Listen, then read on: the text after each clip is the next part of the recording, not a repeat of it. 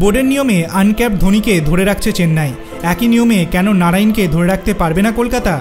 শনিবার রাতে আগামী আইপিএলের নিয়ম প্রকাশ করেছে বিসিসিআই। আইপিএলে মহানিলামের আগে বোর্ডের নিয়মের দিকে চোখ ছিল সব দলেরই। সবচেয়ে বড় স্বস্তি পেয়েছে চেন্নাই সুপার কিংস।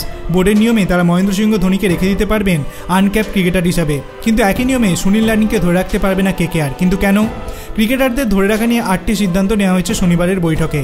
7 নম্বর সিদ্ধান্তে বলা হয়েছে, একজন আন্তর্জাতিক ক্রিকেটারকে পুনরায় ঘরোয়া ক্রিকেটার হিসেবে বিবেচনা করা হবে যদি সেই ক্রিকেটার সংশ্লিষ্ট মরশুমের আগের 5 বছর কোনো আন্তর্জাতিক ক্রিকেট ম্যাচ না খেলে থাকেন বা জাতীয় দলের অংশ না হন এবং ভারতের ক্রিকেট বোর্ডের কেন্দ্রীয় চুক্তিতে না থাকেন।